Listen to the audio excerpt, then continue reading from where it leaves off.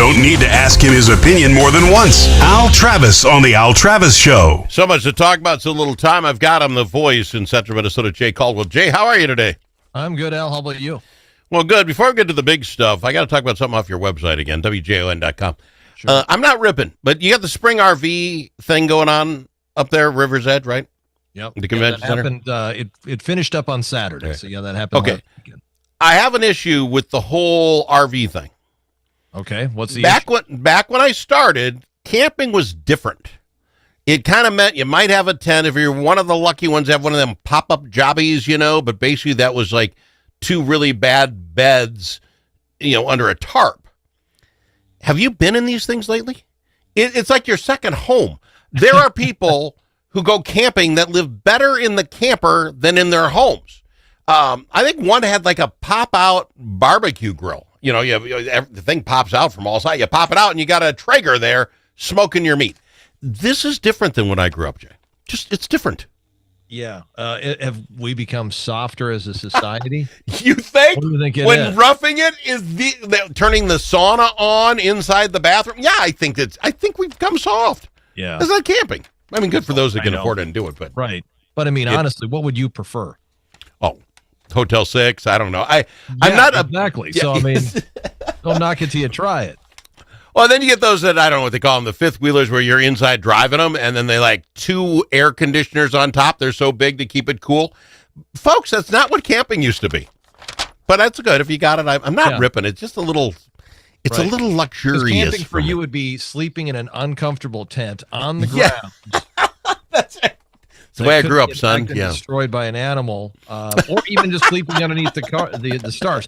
I remember as a kid sleeping in one of those small tents. Yep. But that's the way we did it. That's all I'm what saying. we had. I mean, we didn't have another option. So it's like, well, this is it. You're going to camp. This is how you do it.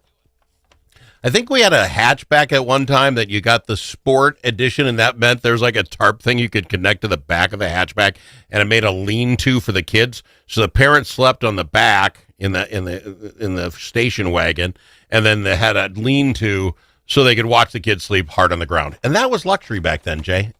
Just say. We survived it. We did. I don't know what these soft kids will be. They're sleeping with dual air conditioners out in the camping. Anyway, it's fine. I just saw it on there. I'm like, I remember the camping days. Are you a traveler? Do you fly much? I've traveled quite a bit, yeah. And do you enjoy the whole idea of the flight? The tubes of death, I like to call them. Maybe you know where I come from here. Part of the process. Like, you have to get through that to get to where you want to go. So, yeah, it's just, I wouldn't say I enjoy it, but I just tolerate it. All right, and that's probably fair enough. And I understand 9/11 was there, people. I get it. And they don't make you take your shoes off now. I just flew to Washington, D.C. this weekend and enjoyed it. They don't do that. But they still tell you got to be there 2 hours early. So the first day, my wife and I up at 2:30 in the morning to get to the airport by 4 to, guess what? Not a lot of people there got through right away to literally sit for an hour and a half waiting for a plane.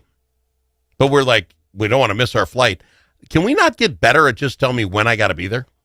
Can we not work that better? Well, it's all about getting through security. That's really the challenge. And that takes a lot longer than it used to. And we know why that is. And have we not, I don't know. We don't have to take the shoes off. Thank you for that. Most of the x-ray thing goes pretty quick. Are we not past the point of being able to take your own tube of toothpaste? The 3-ounce thing? Yeah, I don't know. I mean, I would say that there's the long lines to get through security. Yeah. And sometimes there's long lines just to get checked in, or usually it's if you have to check luggage.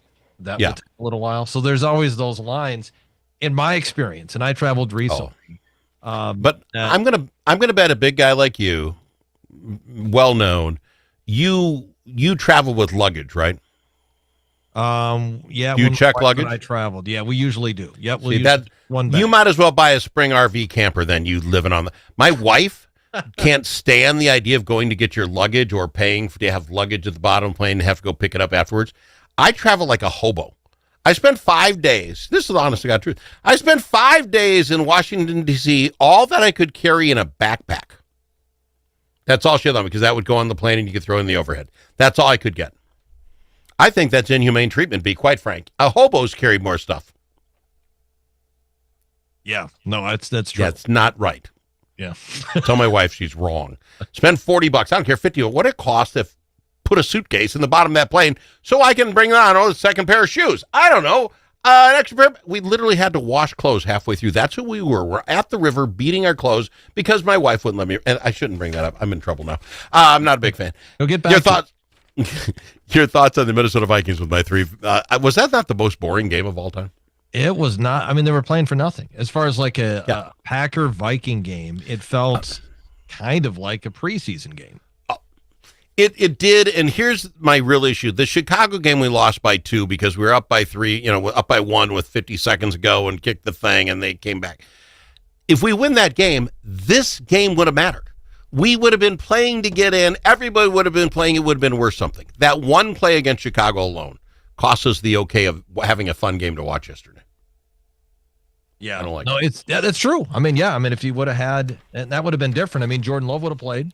Yep. They would not have played their third string quarterback. They would have found a way to get Love in that game, and things would have been different. Who knows? I mean, it would have been great to see the Vikings with that opportunity, considering the adversity they've gone through this year and the different quarterbacks they played. To finish 9-8 is pretty amazing. It is, and 5 wins. This felt like, I don't know how old your kids are. Have you gone through senior day on the football field yet? Yeah. Most of my kids are now in college, so okay, so you understand what I'm talking about. So this game was senior day. The only thing they did, they stopped down to have Harrison Smith leave. Everybody clapped, great. Make sure that C.J. Ham gets a touchdown. We did that, check box. The only thing they didn't do is at halftime have the parents of these guys come down and give them a rose. That's what I was waiting for. It had that feel, didn't it? Yeah, and it pretty much told us that both Ham and Harrison Smith will not be back. And that's too bad. I mean, and it's like, I don't even know how old Ham is. I didn't realize that he was close to retirement. And then Harrison Smith, we've talked about before. Yeah. So I'm not surprised about that. But if there was any indication that he might come back, then it kind of got squashed yesterday. And both those players have played their entire career here. So it was really, I get it, it's kind of cool, but it felt like senior day. And the whole idea, was there any doubt, no matter what it was going to take, we were going to get Jefferson his 53 yards, right? I mean, the first 5-6 passes were right. It was going to be him all day until he got it. Yep. That was a goal for sure. You could tell. Yeah. So all of that made it senior day for me. I wasn't thrilled with it. 16-3. Here's the conspiracy with 1 minute to go. Evidently, Green Bay was supposed to lose by 13.5. The money switched with that last second field goal.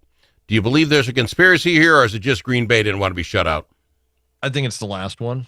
I think Green Bay didn't want to get shut out. I mean, it did seem kind of pointless. Like, what are you doing here? Why are you kicking a field goal? But I suppose they didn't want to get shut out by the Vikings. But by that time, we had the JV in and some sophomores were playing, so it really didn't matter at that point, but it was over. But they kicked it, and that changed the money in the line. And I'm not a gambling guy, and I hate conspiracy theories. I love conspiracy theories, but in my football, I have no time for it. Sir, I appreciate you a ton. Let's do it again next week. Fair enough? You got it, Al. All right. He's Jay Caldwell. He is the voice in Central Minnesota. Think about it. A famous politician once said,